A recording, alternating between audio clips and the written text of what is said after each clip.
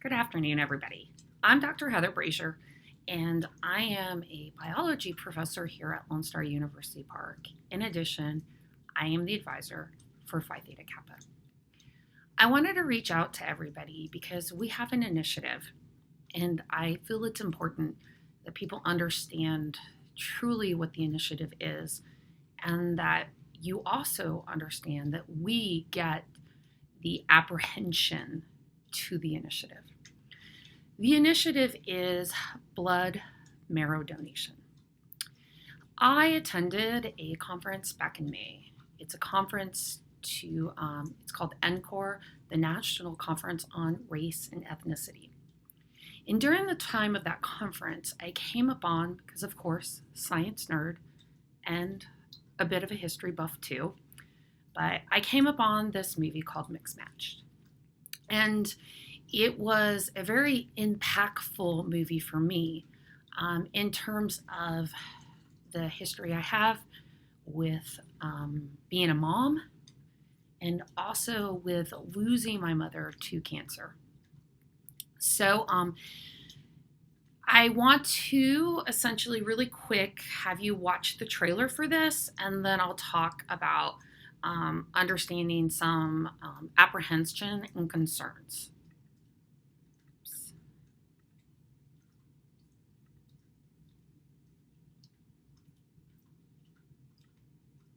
Was diagnosed with aplastic anemia when I was 11 years old in 1993.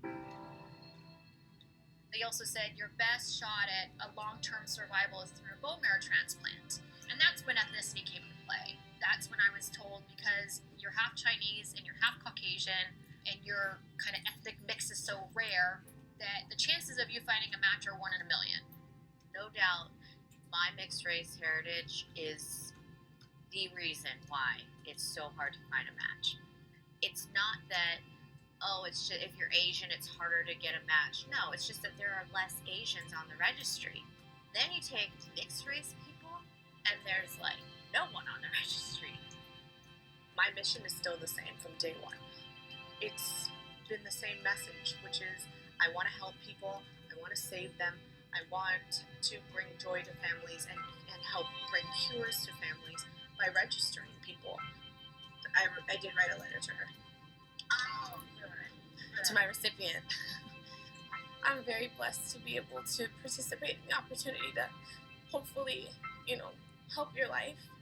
And I love you, even though I don't know you. And I really, really hope that this transplant is successful, but know that even if it isn't, that I am so happy to do it for you. And I'm excited to do it for you. And I will never regret it. I just pray that I can be a blessing to you and to your family and to change your life, because you've already changed mine and I haven't even met you yet. It's bittersweet because I think about some of the patients that don't end up having a good ending, and I think about the feelings attached to that, and for these families it's very real, and it's like every day that they're battling this, and it's even worse when you know there's a cure out there but you just can't grasp it. It's like it's elusive for like many people.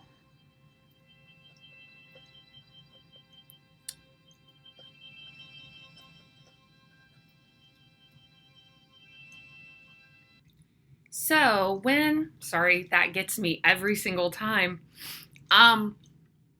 When my Phi Theta Kappa student came to your meeting, there were supposed to be two initiatives that were put forward, and I think there was a little bit of miscommunication. And so we're not looking for the Black Student Union to necessarily donate. What we're hoping is that the combination of our two groups together can help to get the word out. Throughout history, there have been people that have been subjected to atrocities in terms of medical advancements. And it has been minorities and also the socioeconomically disadvantaged. So in my A&P classes, we'll talk about these from time to time so people know that, the father of modern gynecology learned so much that information about the female reproductive system from doing surgeries on female slaves without anesthesia. We know this. I mean, medical advances in hepatitis came about, and that was done on the mentally challenged children, that parents had put them in an area where they thought they were going to be protected and actually signed off on research for their kids because the doctors let them know, we have a hepatitis problem in here, and so we want to do research on it, without ever telling the parents that they were actually injecting their children with hepatitis. So these horrible atrocities have happened throughout our history, and it can lead to distrust. And some of it has not been that long ago. Some of it is currently happening in underdeveloped countries where pharmaceutical companies come in and we act like it's not happening, but it is. And so being scared and being apprehensive of the medical community to help you is absolutely supported by history.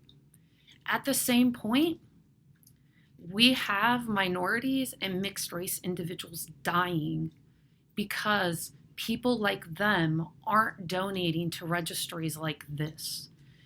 And so if you can see in this graph, it says 61% of the registry is Caucasian.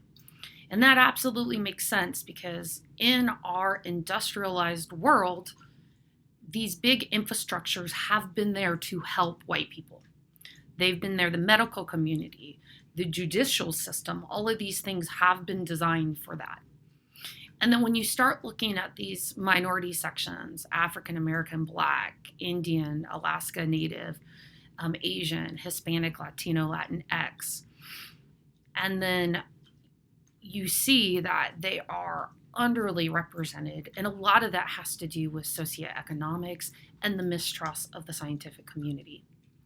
But without this change happening, your children are dying. Your parents and your aunts and uncles and all of these people. I feel like my mom got misdiagnosed. We were poor and my dad left, and she had no education, and so she had to be on her own. And when she got diagnosed with cancer, they misdiagnosed her, and it had to do with money. If she would have had money, she would have been fine. Poor people have absolutely been taken advantage of. People who've been in prison or jail to get time off, they've given them, or for money. But we have to take back the control of the systems that are supposed to be there to protect us. Now, the person holding this initiative that we're actually working with is Marquia Bordeaux, and she is a candidate at South Texas College of Law, and she also works for the Be the Match Foundation. And so she is really pushing this initiative because we don't want our children dying anymore from something that they don't have to die for. Childhood leukemia and bone marrow transplants, if you're a white child, it's almost a 95% chance that you are going to survive. People that look like me are going to survive. And unless we can pull the initiative forward to get all people, no matter what you look like, to have that same percent of survival rate, we're never going to have medical equality in this country, or medical equity more so. So this isn't a call for me to ask you if you will donate your bone marrow. This is a call to ask if the Black Student Unit will at least support us and work with us to show this mixed match movie so that people know the problems that are faced by minorities, but specifically with this movie, mixed race individuals. And this hits really close to home because I have family who are mixed race. And I don't want to think about the possibility that there may not be a single person in this world on the registry that could donate to him, and that we could possibly lose him. And that can happen because you never know what life is going to throw. I never knew that one day I would be sitting across from my mom and her telling me that she had cancer. And so this is just a call to see if you will help us with the presentation and the support of the movie. And then afterwards, Markia is going to talk about blood donation, blood marrow donation, and how it can help the community. And then at that point, you can make the decision if you would like to donate. But at no point is this ever about forcing people to donate. For me, it's more about getting the information out there. You don't have to, but maybe if you get the information out there and tell people that this is the problem and people are dying because this is the problem, maybe the medical community can change things through force of community to make people feel comfortable so that they can donate. Anyway, thank you for listening to me today. And if you have any questions, you can stop by my office in CSI 214, or you can ask Miss Ashlyn to come and get contact with me, and I will answer any questions you have.